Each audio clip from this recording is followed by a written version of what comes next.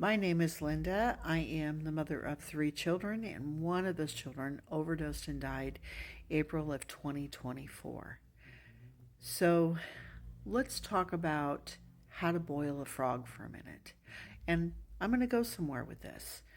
So there is this wise tale or this little story that is supposed to be a story that they use in recovery, they use in different places. It's like a fable.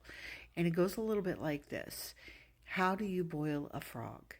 You boil a frog because you put it in a pot in cold water and you turn the stove on as low as you can possibly put it. So while the frog is in there playing around and enjoying it, bathing in the water, and just having a jolly old time, the water slowly increases in heat. Nothing noticeable. And as the water heat goes up, the frog's body temperature slowly adjusts to it. So pretty soon the water becomes super, super hot to the point where it's really hot and the frog begins to notice the water's really hot. And by the time that the frog notices the water is really hot, he starts to figure out how he's going to try to get out of this water because it's burning him. And by the time that he makes that realization, it's too late. The water has completely consumed him. Now, when they talk about that story, usually they talk about it in addiction. That's how addiction creeps in. You start off on the experimenting with substances, trying different things, and you do that for a while, and then it becomes social. So now you're changing your people, places, and things. You're hanging around with different people that are doing some of the same things you are, and it becomes all big one party, and everybody's having fun, and everybody's laughing about the crazy stuff you did the night before. And then it slips into the abuse stage. And in the abuse stage, now you're getting arrested. Now you're getting in trouble. You've lost your license. You've wrecked your car. You did something really terrible and you can't remember what you did, but everybody won't talk to you now. But there's consequences. You might pick up a probation officer. You might get a set of matching bracelets on your wrist and find yourself in a drunker's tank down at the local jail. But you start to have consequences. And when those consequences happen, it still is nothing you pay attention to. But the longer you continue in that stage, then you creep into addiction.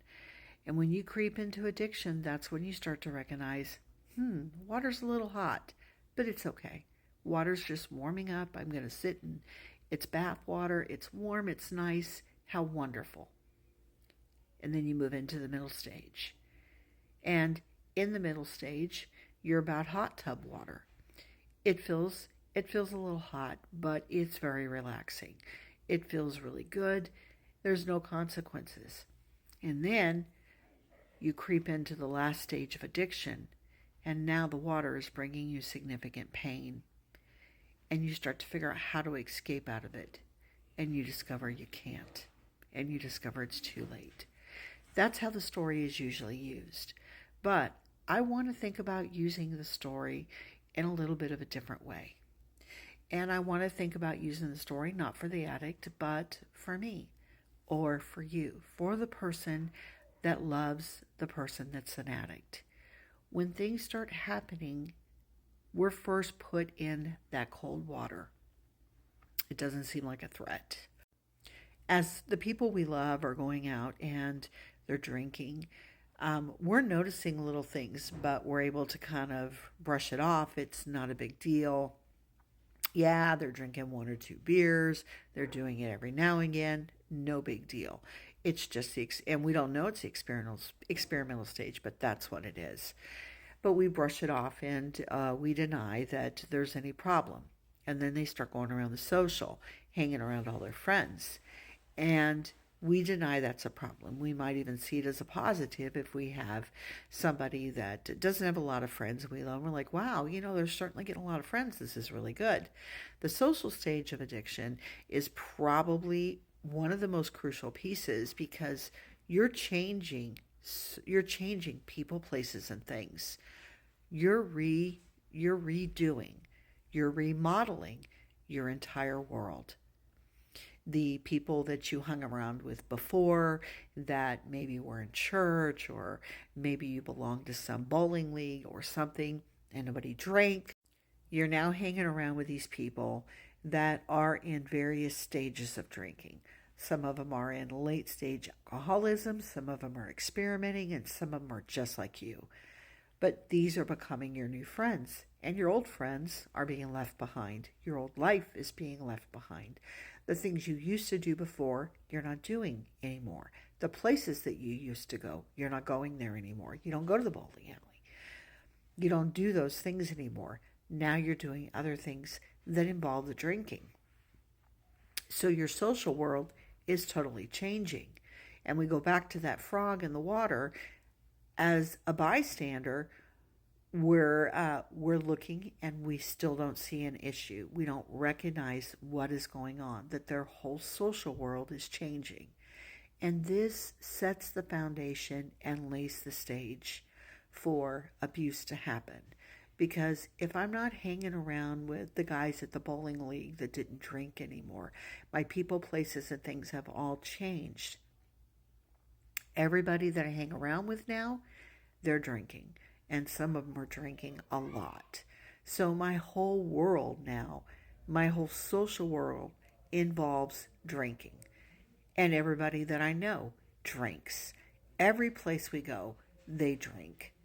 Everything we do, we drink. So that's what it becomes. Then when I'm in that world, I start to abuse. And I start to drink too much. I start to get into trouble. And this is when the little frog story, this is when that water starts to get a little warm.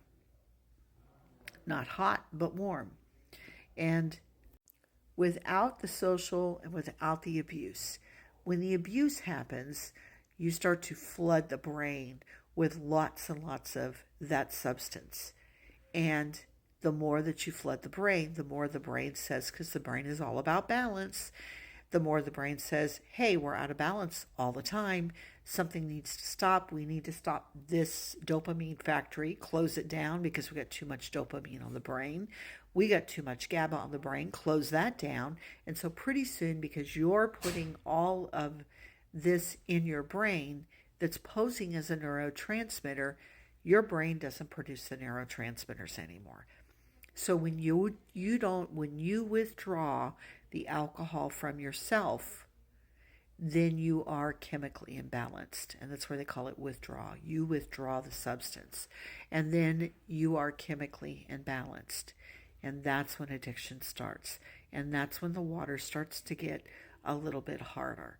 And as you go through the stages of addiction, when you get into the middle stage, now the water increases in temperature, and you get to the end, you can't get out, like I talked about earlier. But if I'm somebody that loves you, when you go into the addiction stage, it becomes hot water for me. I start to notice that things are starting to happen. I notice it in the abuse stage. I notice that you're getting a ticket, and I start to go, whoa, whoa, whoa, red flag. You need to lay off the drinking. You need to cut back on the drinking. You need to control the drinking a little bit. You're taking it too far. And then when you move into the addiction stage, then I still don't know what's going on, but now I'm telling you, you got to stop drinking. This drinking is going to ruin your life. And the deeper you go into addiction, I'm standing there saying, please stop, because I'm realizing it's a problem. When you get into the late stage addiction, I've watched you try to get out of it several times, and I don't think you can get out of it anymore. So the boiling frog theory works for both the people that love the addict and the addict themselves.